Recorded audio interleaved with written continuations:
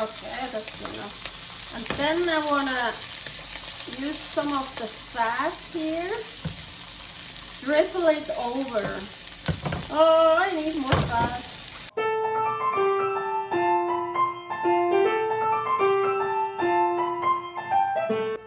Carnivore Girl's Creative Carnivore Kitchen. No plants. No dairy. The next level cooking show. Carnivore recipes with meat, fish, seafood, eggs, gelatin, flavored seltzer, water, and salt. From super easy to complicated. From quickly done to many hours in the kitchen. I always say everybody's body and brain are different, and you gotta figure out what works best for you.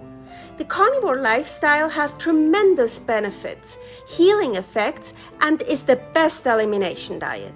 There are many different ways how to do carnivore. I found a way that momentarily works the best for me.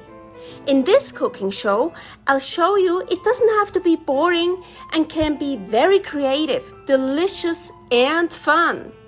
I already created so many carnivore recipes on Instagram at karnivorgirl.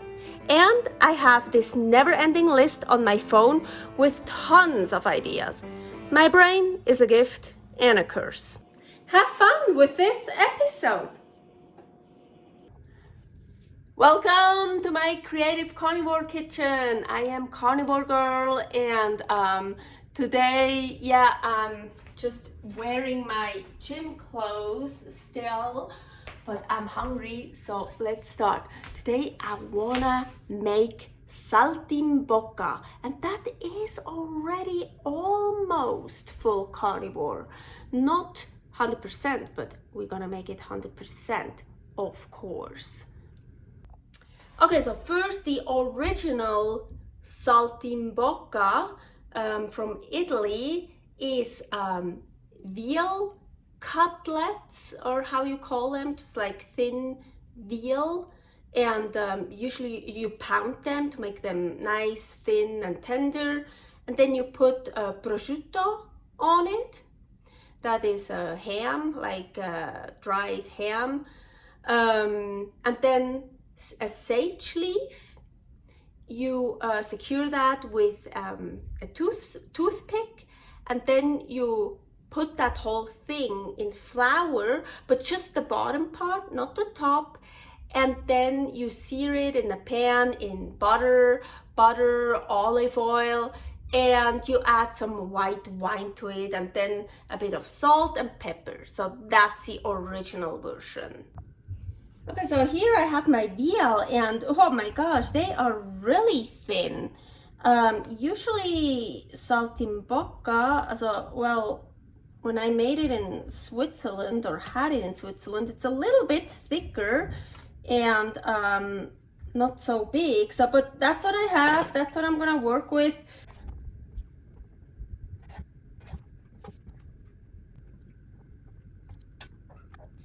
Okay, so I kind of cut it in pieces I feel like I can work with. So usually you tenderize it, but I mean, look at this, it's so thin. And yeah, you make it flatter, tenderize it. That one is a bit thicker, so you can do that here. So preferably a bit thicker than this really thin. Yeah, I don't even, oh my gosh, that's way too thin. I didn't know it was that thin. This is good. This is like perfect. Well, yeah, we work with what we have. So then we're gonna put on prosciutto, right? So prosciutto, I have here prosciutto, and this is what I love about prosciutto. Here, pork, sea salt, really, nothing else. So there are no spices, no nitrates, no nothing. So it's always a bit of hassle to take these off.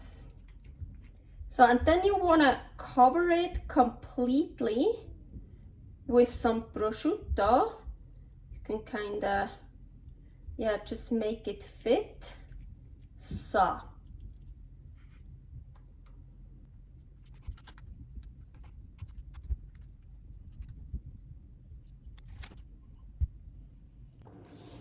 So, what do I have here? Well, here we see the prosciutto, but here I have two with RT dried ribeye. Well, it's from not from the outside, from the middle of the RT dried.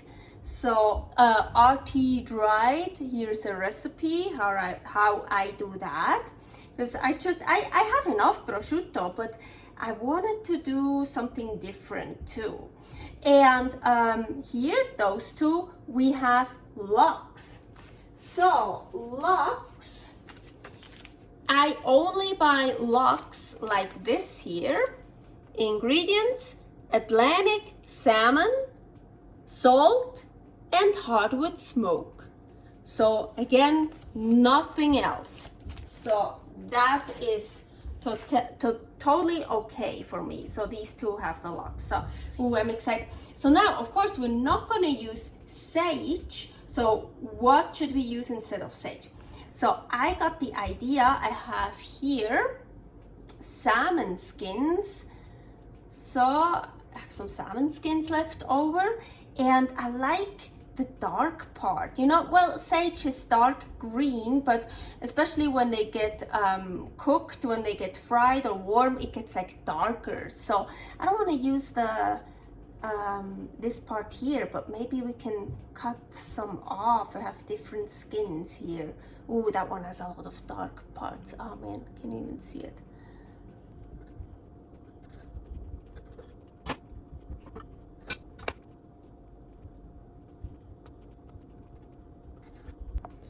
Okay, so now we're gonna put the toothpick through it, and of course the salmon skin is a bit harder to pick through than a sage leaf, but it does work. So just gotta poke it through.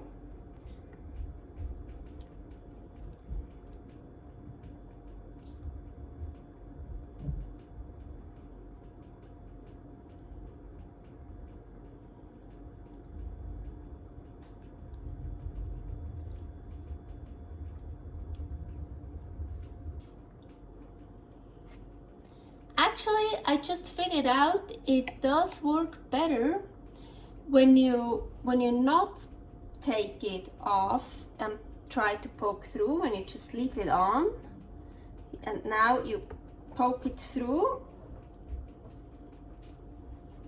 Oh yeah, look, much easier. So much better. So now I'm not using any water, sure, no olive oil. Here I have from the Ninja Foodie the pot with I guess beef fat, maybe chicken or turkey fat, whatever I made in there. So I warmed it up. So I'm gonna use just whatever animal fat I have. Oh, maybe that's not enough. Oh, I have a lot of frozen tallow in the freezer that I can use too. And I like using dirty pans, you know me, gives it more flavor. And here, of course, I'm not using flour, regular flour. This is my popular chicken flour. Here is a recipe. You gotta make this. It's so good for so many things. And right now, for our saltimbocca. So I wanna heat this up because those veal cutlets are so thin. They should actually probably be like double the thickness for real salt. Well, it's not real saltimbocca anyways, but you know what I mean. They should be a little bit thicker, but so it's so thin. I want to heat the fat up very well, so I can really just, yeah, put it in and not leave it in for very long. Yeah, so my fat is smoking, so let's take this big one here. So I just wanna put chicken flour here on the lower part, just like that. Now I wanna put it in here. Maybe we can do a second one. Okay, that's enough. And then I wanna use some of the fat here. Drizzle it over. Oh, I need more fat. Especially over the salmon skin. So we're not gonna flip them.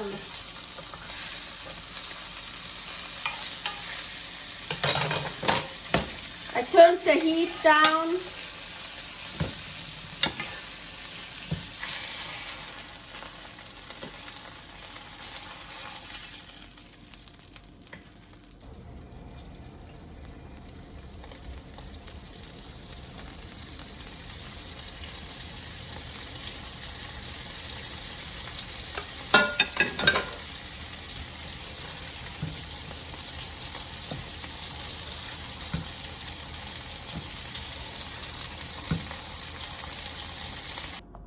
Ooh, so looks so good, huh? And I put them on a plate. You saw after I made it. So here's all I choose. Oh yeah, definitely gonna try. Oh yeah, I totally forgot. So prosciutto and lox is already very salty. We don't need to add any salt. But the ones with my RT dried ribeye could use a little bit more salt. Maybe, so if you want, you can put some salt on it, of course, but so I think the rest doesn't need salt. Okay, ooh, let's try it. Let's take that one. And honestly, it looks really, I mean, we know it's salmon skin on it, not sage, but if you look from afar, it looks really perfect. It looks really like it's the original because sage gets dark. So, well, of course, you gotta take that out. Ugh. Agüita.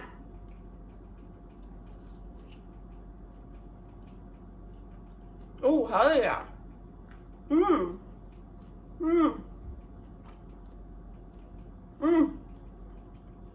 Oh, wow. I can definitely taste the salmon skin, but it's so good. It fits so well with the prosciutto. No, for real. I like folding my food. I do that quite often. Like this. Wow. First, I wasn't really sure about the salmon skin with the flavors, but wow. It's so good. I love it.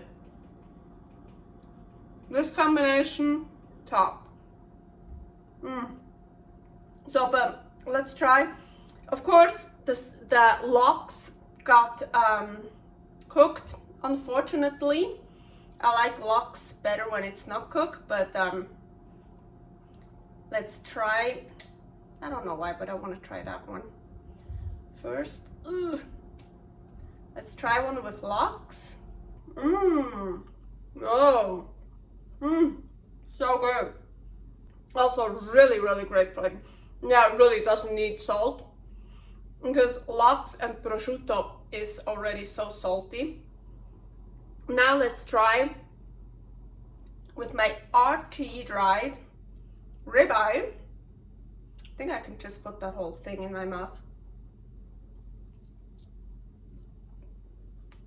This is the only one that needs salt. as I told you, I put salt. I put a little bit on that, but not enough. But super good. And don't forget about this. I just forgot. So.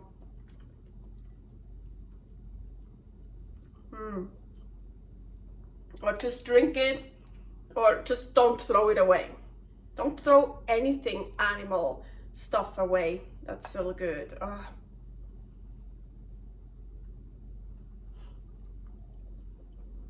Oh my gosh, it came out much better than I thought it would. It's so delicious. And hey, be creative. Put on whatever you like, as long as it's carnivore. I mean, you see the most original one with the prosciutto, but then I put some lachs on it, or some RT dried ribeye. Put on whatever you want. Really, really good. Servus!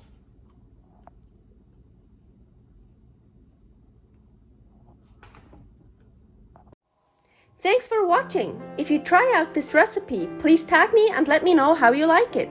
Subscribe, share, like, comment, follow me on Instagram @karnivorgirl. See you next week in my next episode of Carnivore Girl's Creative Carnivore Kitchen. No plants, no dairy, the next level cooking show.